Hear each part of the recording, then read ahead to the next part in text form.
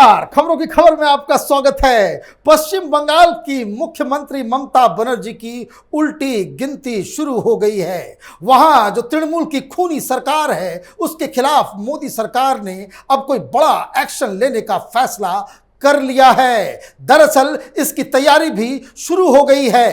क्यों तैयारी हुई, क्यों ये मन बदला, किस तरीके से सरकार आगे बढ़ने वाली है, इसकी डिटेल मैं आपको आगे दूंगा। लेकिन इसी के तहत वहां के गवर्नर धनखड़ साहब आज मतलब 15 जून मंगलवार की शाम वो दिल्ली रवाना हो रहे हैं। 2 दिनों के लिए वो दिल्ली में रहेंगे और इस दौरान वो किससे मिलेंगे, वो किस प्रयोजन से आ रहे हैं, इसकी भी डिटेल मैं आपको आगे दूंगा। इस बीच एक डेलीगेशन भारतीय जनता पार्टी के एमएलएज और लीडर्स का आज सवेरे सवेरे गवर्नर धनखड़ साहब से मुलाकात की, एक बाकायदा रिपोर्ट दी और यह आरोप भी लगाया कि सरकार गूंगी बहरी हो गई है ममता बनर्जी की। और अब तक जो भारतीय जनता पार्टी क्लेम कर रही है कि उनके 40 कार्यकर्ताओं की हत्या हुई है। चुनाव के जीत के बाद टीएमसी के गुंडों ने उनके 40 कार्यकर्ताओं को सिर्फ इसलिए मार दिया क्योंकि ये लोग भारतीय जनता पार्टी के लिए काम कर रहे थे। आरोप सिर्फ इतना ही नहीं है। शुभेंदु अधिकारी गवर्नर साहब से मिलने के बाद जो उन्होंने बयान दिया कि उन्होंने जो रिपोर्ट दी है गवर्नर को, गवर्नर से कहा है कि अब तक बंगाल के अंदर बीजेपी को समर्थन देने वाली 300 महिलाओं के साथ मोलेस्टेशन हुआ है और 26 महिलाओं का बलात्कार हुआ है और कई हजारों हजार की संख्या में लोग बंगाल छोड़ के वो बाहर चले गए हैं। और बाहर छोड़ने की सजा आप देखिए किस तरीके से बंगाल में ममता बनर्जी अनर्थ कर रही है, अन्याय कर रही है। उनके एक नेता ने यहां तक कह दिया कि जो तृणमूल से में वापस नहीं आएगा, जो भारतीय जनता पार्टी को छोड़ के तृणमूल में नहीं आएगा, उन गरीब लोगों को मनरेगा के अंदर काम भी नहीं दिया जाएगा। मतलब आप देखिए कि संविधान को इन लोगों ने ताक पे नहीं रखा बल्कि बंगाल के अंदर संविधान को जला दिया गया है। अब इसके ऊपर सुप्रीम कोर्ट में भी मसला चल रहा है। सुप्रीम कोर्ट में भी कल जो घटना घटी है इतनी शर्मनाक कि जिसको सुन के जज साहब उन लोगों के भी कलेजे के ऊपर एक छुरी चल गई है कि ये अन्याय उनकी आंखों के सामने हो रहा है। जिस तरीके से पीड़िताओं ने अपनी दुख सुप्रीम कोर्ट को बताया उससे तो बड़े बड़े दानव का भी कलेजा दहल उठे। लेकिन पहली खबर मोदी सरकार की प्लानिंग की कि बंगाल को वो किस तरीके से कंट्रोल करना चाहते हैं। जो खबरें छनकर बाहर आ रही है उससे साफ साफ लग रहा है कि ये सरकार का मूड अब ठीक नहीं है। सुप्रीम कोर्ट में ये कल जो मसला हुआ, जिस हिसाब से पीड़िताओं ने बताया कि 60 साल की दादी उसका गैंग रेप कर रहे हैं लोग, तृणमूल के गुंडे, वो भी उसके 6 साल के पोतों के सामने। एक कहानी आई कि एक बच्ची, एक आदिवासी दलित बच्ची, उसको इन लोगों ने रेप तो किया ही और मरने के लिए जंगल में छोड़ दिया। किस तरीके से वहां पे कार्यकर्ताओं के, बीजेपी समर्थकों के सिर पे कुल्हाड़ी से मार के उसकी हत्या की जा रही है। ये सारी बातें सुप्रीम कोर्ट के अंदर रजिस्टर हो रही है। सुप्रीम कोर्ट इसे सुन रहा है और इधर केंद्र सरकार अलग प्लानिंग में कि किस हिसाब से आर्टिकल 356 वहां पे लगाया जाए, किस हिसाब से वहां पे संविधान को कायम किया जाए, उसकी प्रक्रिया शुरू हो गई है। उसकी प्रक्रिया बहुत ही सिंपल है। संविधान के मुताबिक जो हिंदुस्तान का कानून कहता है उसके मुताबिक अगर गवर्नर उसे लगता है कि यहां पे कानून व्यवस्था बिल्कुल it has gone for a toss, तो वो केंद्र सरकार को ये रिपोर्ट दे सकता है कि ये घटनाएं हो रही हैं और उनके हिसाब से यहां पे लॉ एंड ऑर्डर या संविधान का राज अब नहीं है।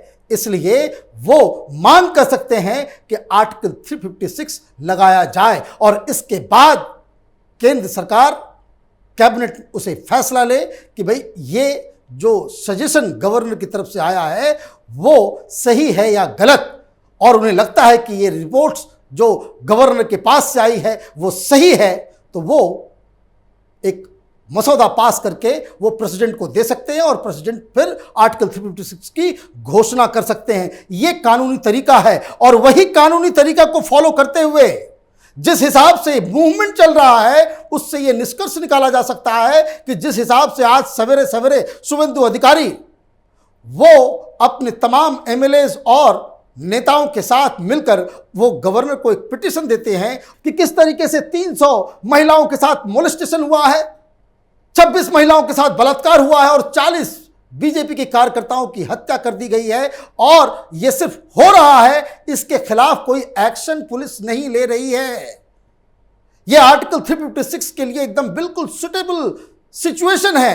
क्राइम किसी भी राज्य में हो सकता है, मर्डर किसी भी राज्य में हो सकता है, लेकिन अगर सरकार उसके ऊपर पुलिस प्रशासन अगर उस पर कोई एक्शन नहीं लेती है, इसका मतलब है कि वहां पे कानून का राज खत्म हो गया है और इससे ज्यादा साफ मामला क्या हो सकता है।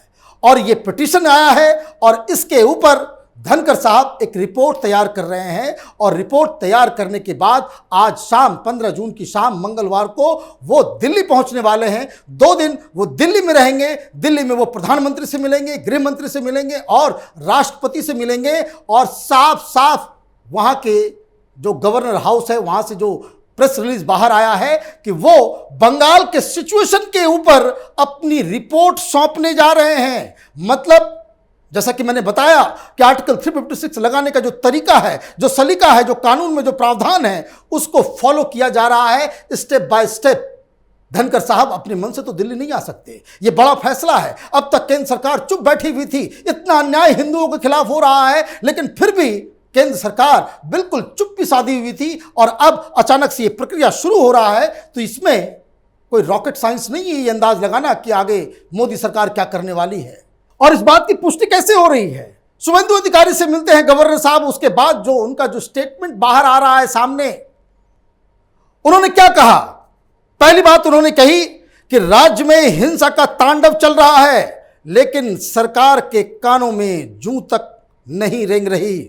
सरकार को आए हुए 1 माह से अधिक हो गई है, लेकिन किसी भी कैबिनेट की बैठक में हिंसा पर चर्चा तक नहीं हुई है। ये रिपोर्ट लेके जाएंगे।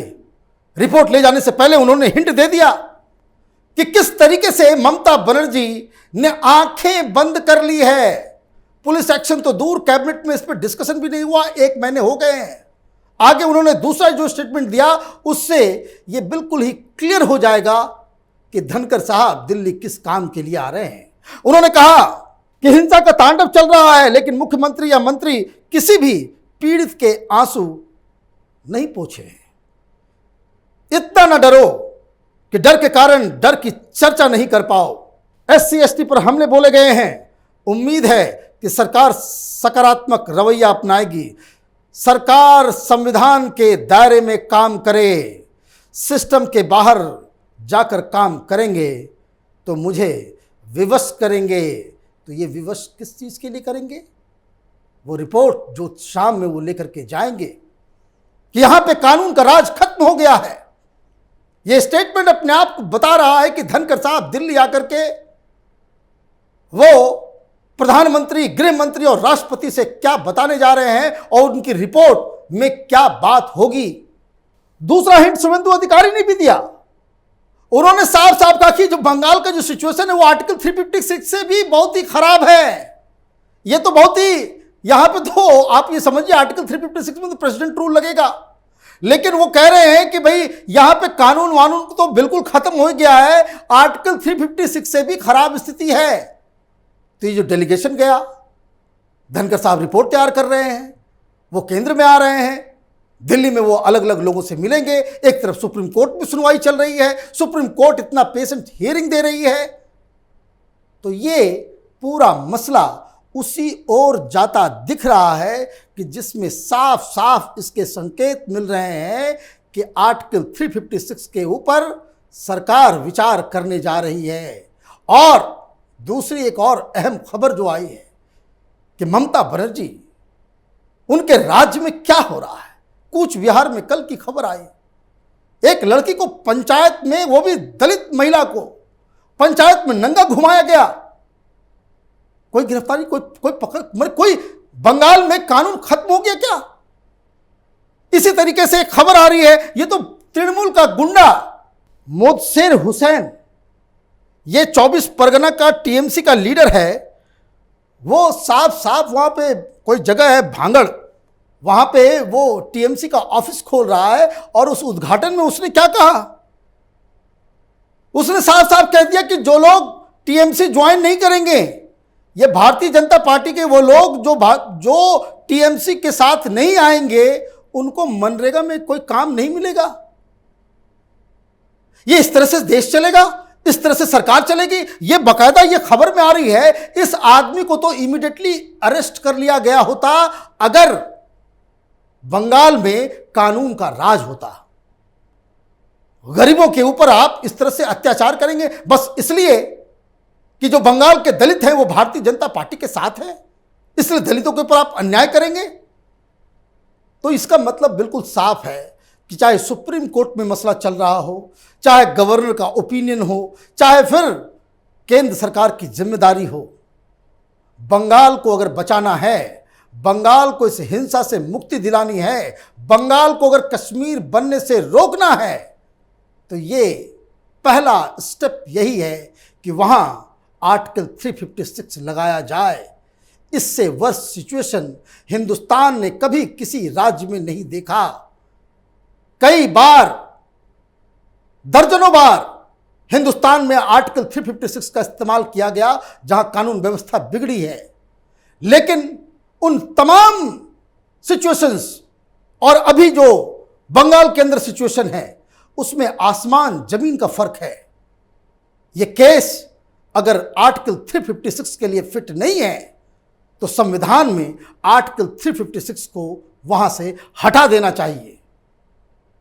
हमारी नजर बंगाल की इन डेवलपमेंट्स के ऊपर बनी हुई है।